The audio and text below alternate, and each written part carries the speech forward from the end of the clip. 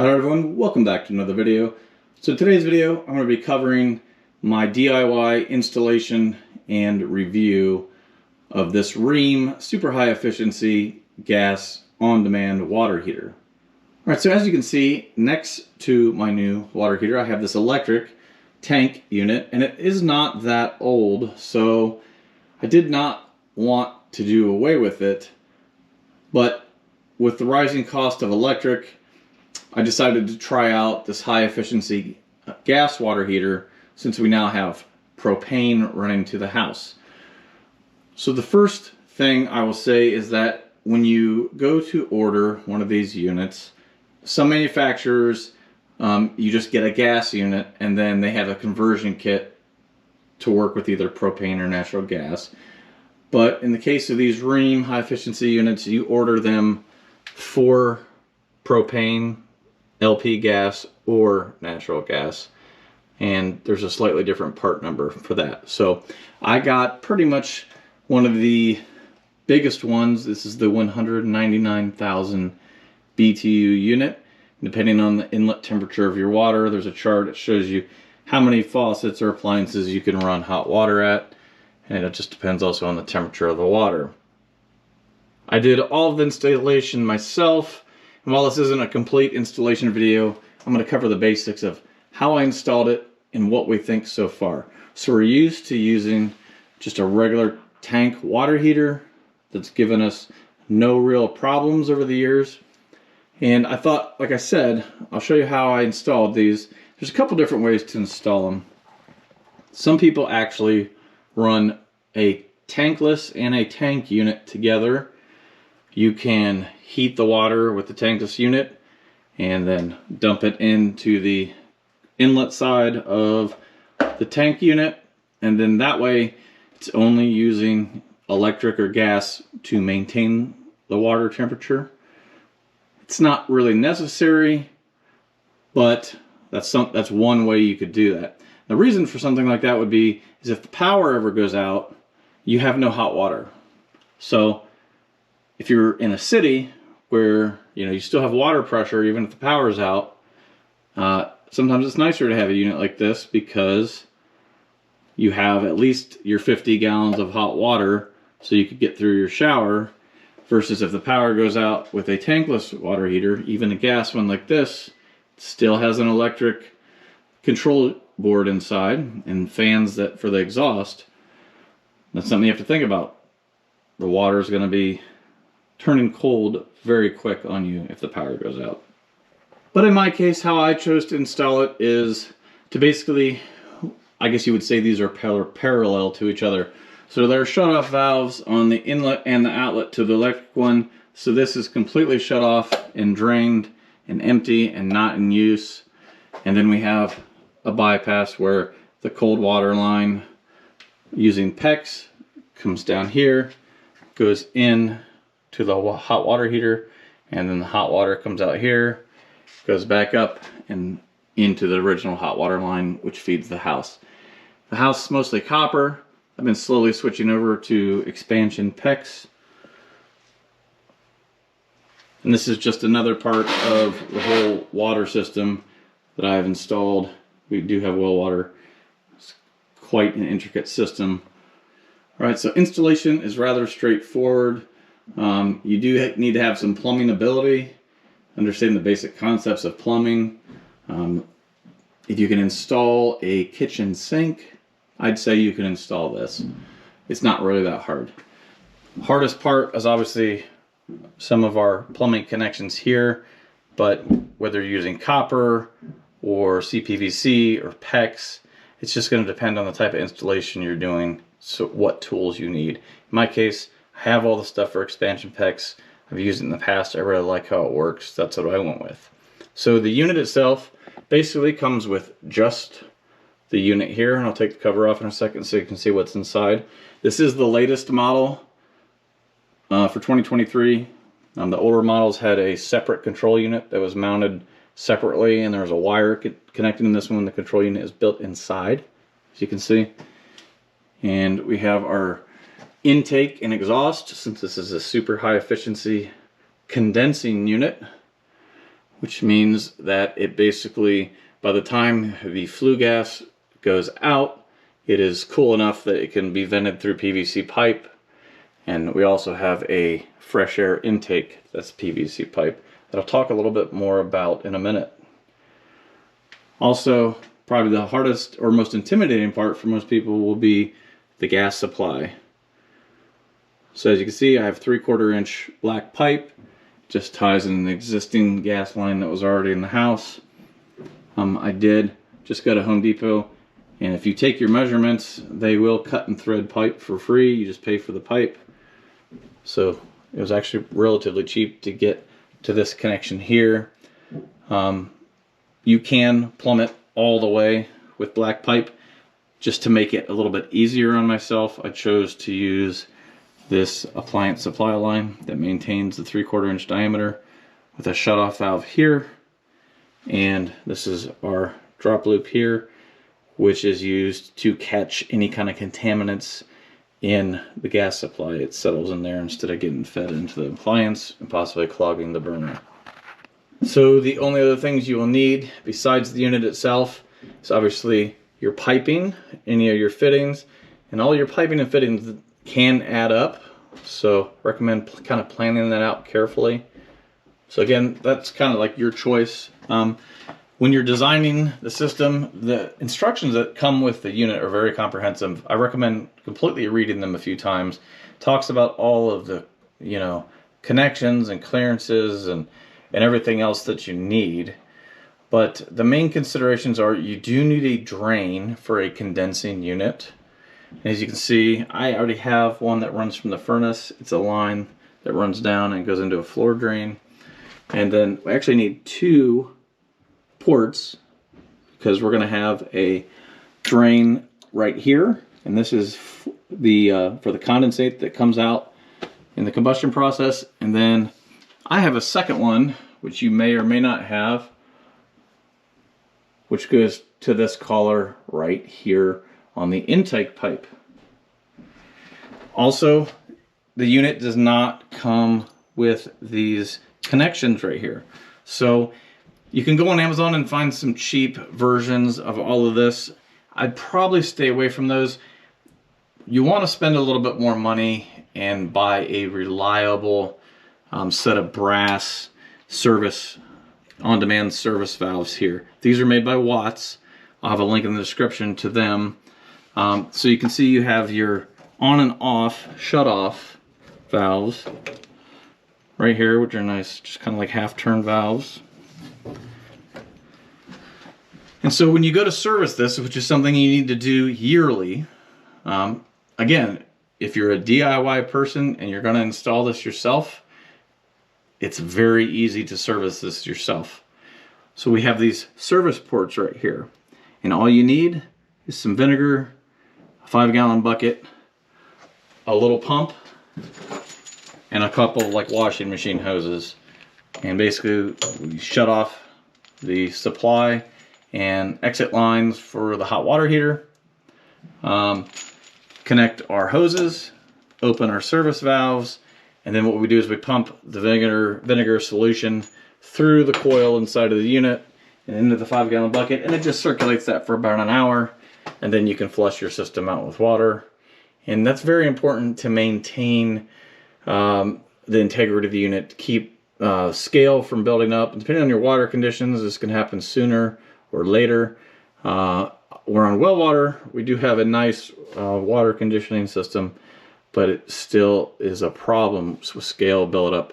So once a year at least, you need to descale the inside of the water heater to keep all the coil, the copper coil and stainless, from clogging up with sediment and scale.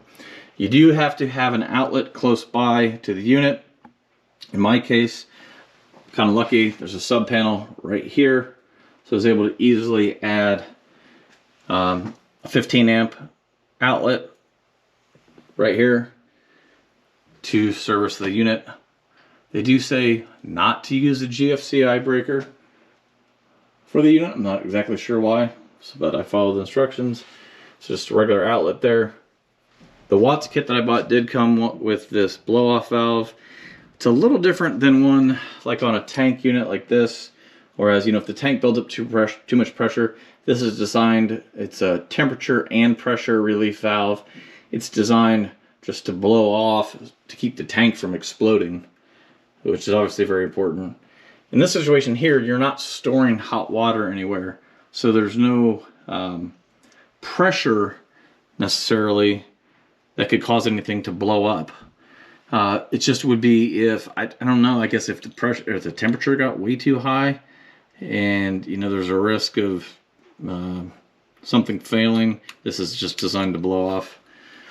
I think it's just code. I'm not really sure exactly why it's necessary on a tankless unit. I do recommend having a low point drain. It's not really a drain, this is just our hot water supply. And it is good for, you know, when you're flushing the unit, when you first put it back into service, you can turn this on. That way you're not sending any kind of vinegar solution up into the plumbing of the house. And it's also a good way to drain water out of the unit from the lowest point once you shut off the input to the supply. We can drain water from our whole house system at the lowest point, which would be right here. All right, so there's just 4 screws that hold the cover on here.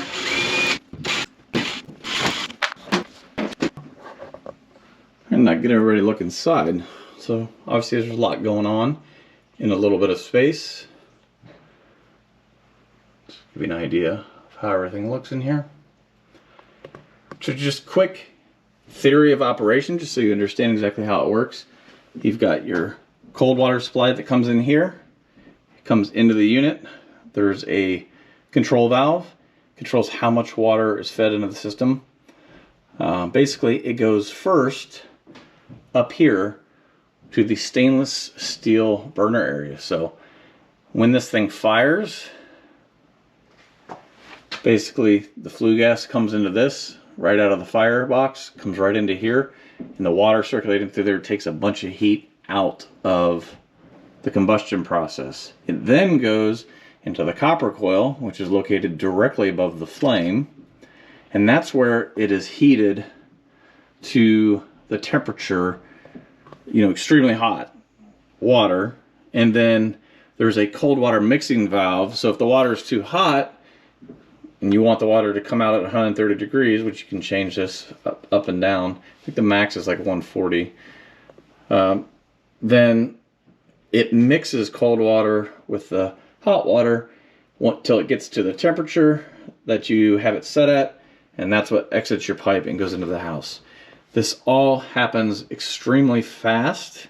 So when you're using water, you just turn on the hot water for a second to wash your hands. This thing fires very fast. So some people talk about these units and they think they're going to be really loud. And usually the only problems that would make these things really even be able to be heard throughout the house is an installation issue. So depending on if you install it on maybe a piece of framing that is right under the floor to something or whatnot. But really all I did is, you know, I put a couple of 2x4s across, you know, a couple of vertical studs in our basement walls that were already there, and screwed the unit to that. It's nice and extremely solid, and you can't hear this at all anywhere in the house. So I'll go ahead and show you what it sounds like with the cover off. It's a little bit louder when we actually fire it up and how quickly it turns on. So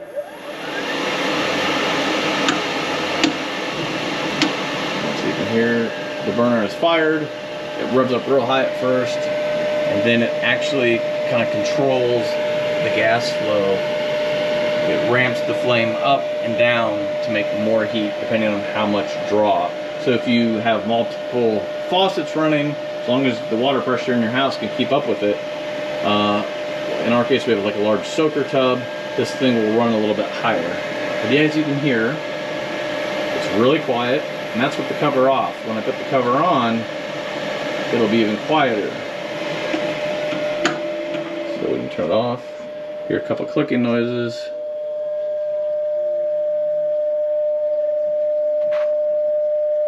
You know, it just kind of stays active for a second. It's not running. There's just like some solenoid noise right now that's continuing. In case you turn it right back on, I think it's just kind of maintaining a ready state for a few seconds. So you can see this rubber line here. This is where that condensate drains, because as the cold water passes through the flame, it creates water vapor.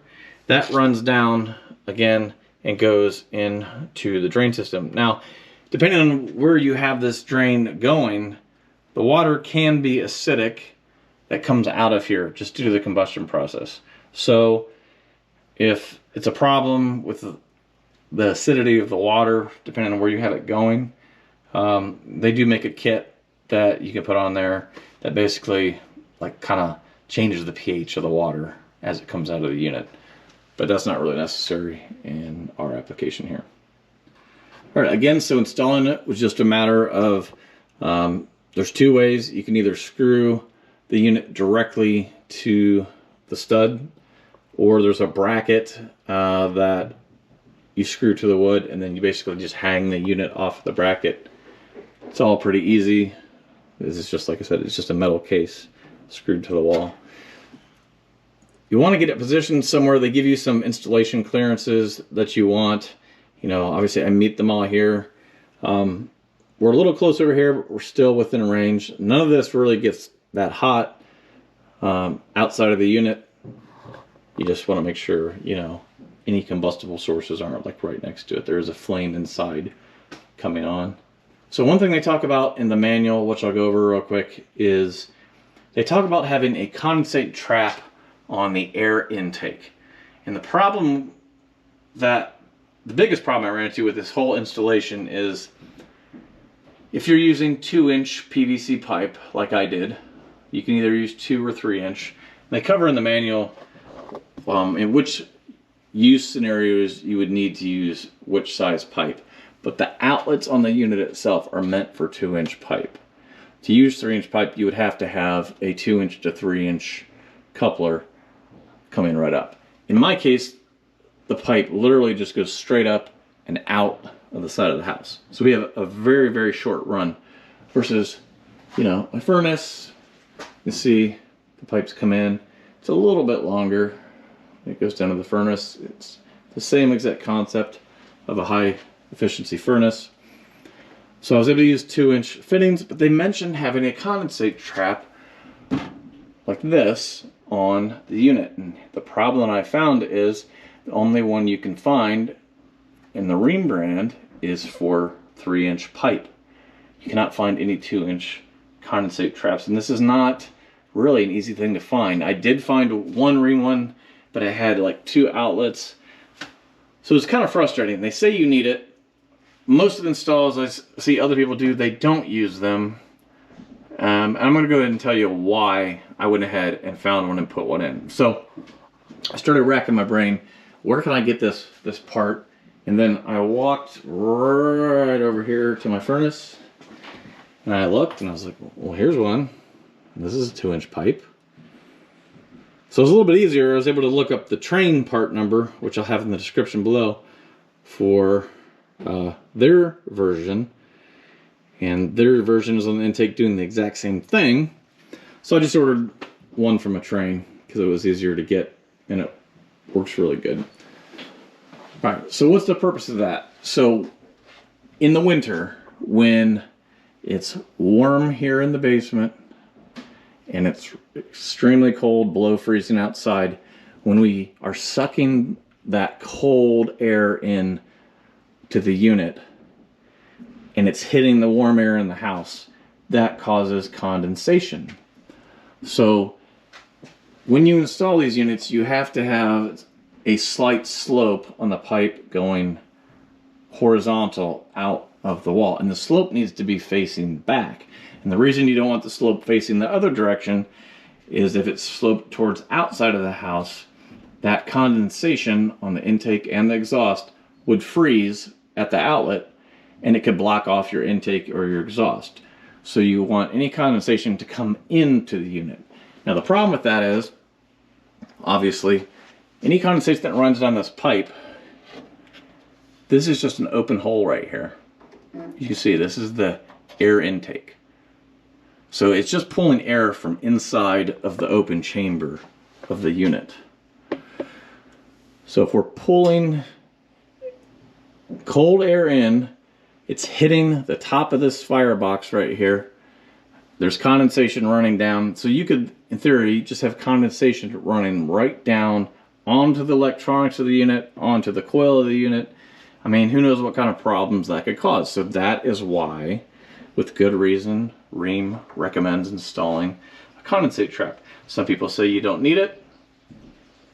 I'm going to go ahead and follow the instructions of Rheem and install it. So what happens is, as that condensate runs down the pipe, this rubber trap catches it, and then it runs into this vinyl tubing, which we pre-fill with water. You can see just a little bit of water. We're kind of making an air trap right there, because what we don't want to do is, since this is a suction line, without this water in the line, what would happen is it would be pulling sewer gas up this pipe and into the unit, and you don't want to pull sewer gas into the unit. So that's why we have a little trap.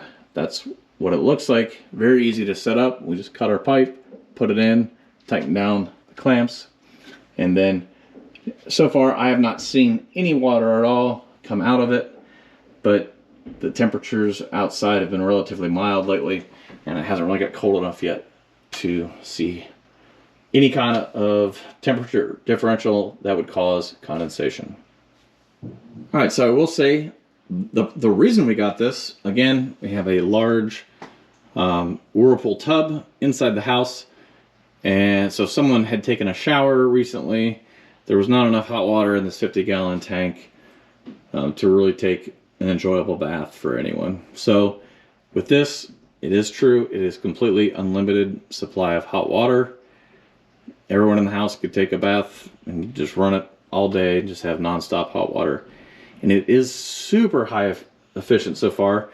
I started, and this isn't going to be a very good scientific way to measure this, but my propane tank outside, it's a 400-gallon tank, and it said 75% when I installed this unit.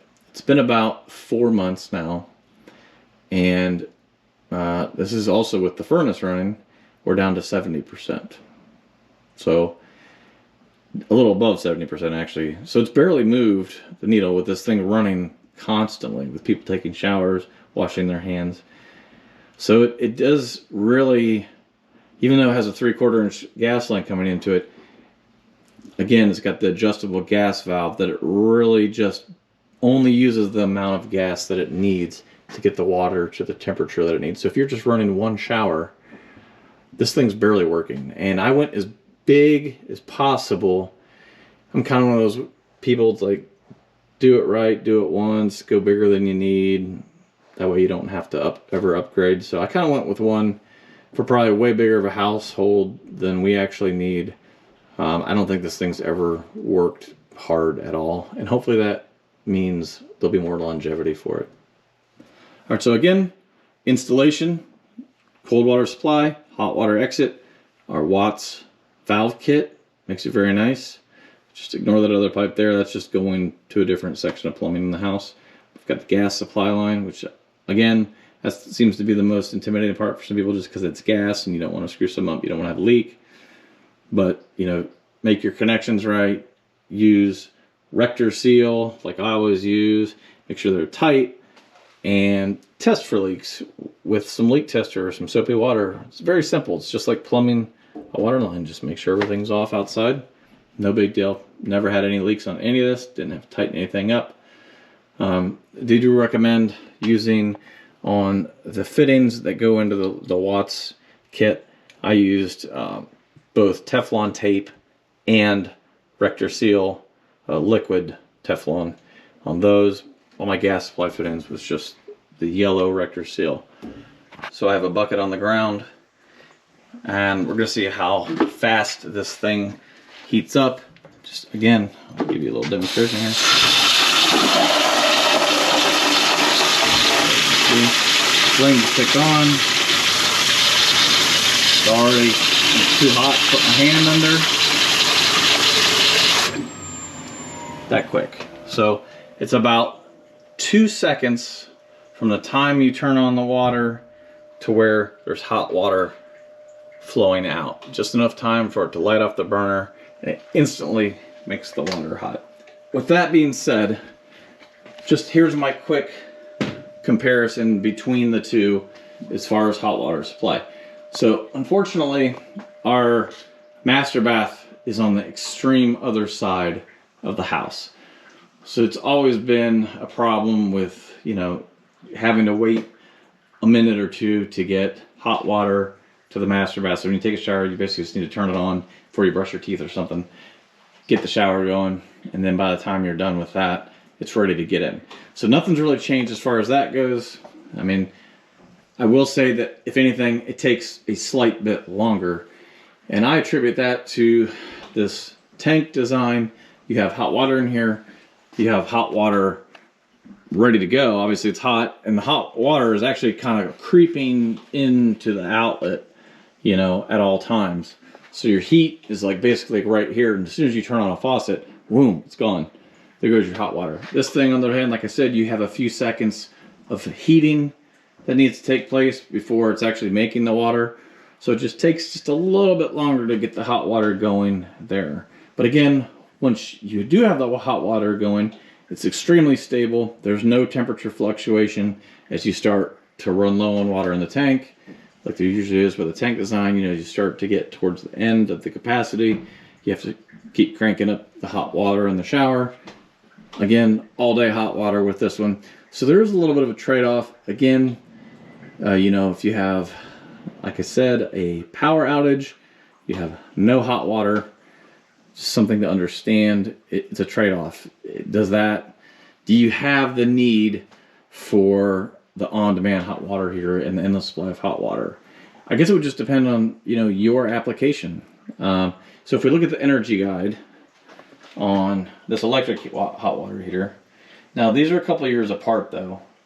It says 46 gallon, $424 per year, estimated cost. We look at this one, it says estimated yearly cost $446. So this technically is a little bit lower average yearly cost, I guess, but this is a high first hour rating versus a medium first hour rating. So we're not going to use $446 in propane with this a year. I can tell you that right now. If we're lucky, we'll fill up running our furnace and the propane tank once a year. So those energy guides are a little misleading. You kind of have to like read into that a little bit. But we mainly did it because, again, we wanted to take advantage of the lower cost of propane in our area versus the higher cost of electricity, and the fact that we do have some appliances in the house that require a lot of hot water, and it was worth it for us. Everyone needs to make their own determination on whether this is really worth the money, because these are, you know, at least about 3 times the cost. Especially if you pay someone to have it installed, then the cost goes up even more, because there is a little bit of retrofitting that has to take place with the plumbing. If you're a DIY person like me, this is very easy to install. I think it was really worth the increase in initial cost. Hopefully we get years of longevity out of it and it continues to work well. So the last thing I'll mention about, you know, kind of what I was just talking about, how if you have an appliance far away that uses hot water, is not with this model, but with another Rheem model. They do make a unit that has a built-in circulation pump, and you can add a circulation pump to any of the models. But basically what that would do is, if you get one of these that has Wi-Fi control, which I did not do because I didn't think I would use that, and I'm glad I didn't spend the extra money for that. The thing can kind of learn the times of day where you get in the shower at the same time every morning before you go to work. It will actually fire up ahead of time and start producing hot water. And what it will actually do is you have to run a complete separate line in your plumbing as a return line to the farthest point away. And what it will do is it will make hot water and send it to that farthest bathroom and then have it come back to the unit and just kind of recirculate that water until you use it, and after a certain amount of time it will obviously shut off. To me, that just kind of seemed like a waste of energy to have the unit just running when you think you do it. They also make other ones where there's a switch where you know a few minutes before you get in the shower that you hit the switch, or there's an app on your phone that you can fire the thing up ahead of time so the water is on tap basically. Now what you're really only doing is saving water. You're definitely not saving energy because the thing is running for no reason. It's more of a convenience factor. So in my case, we're not saving money on energy. If anything, we're just saving a little bit of that water from going down the drain. But I guess in the circle of life and water, I live in the country, I have a well, I take my water out of the ground, it goes into my septic system and goes back into the ground. So I'm not really wasting water, I guess. Maybe if you could look at that differently if you live in the city and were paying for your water. But since, again, I'm on a well, I'm just taking water out of the ground, using it, and putting it back in the ground. Is kind of how I look at it. So to me, that wasn't really necessary to put the circulation pump in. All right, so once again, got the hot water on. You can hear, well, maybe you can't hear, tell that the flame's on because of the light.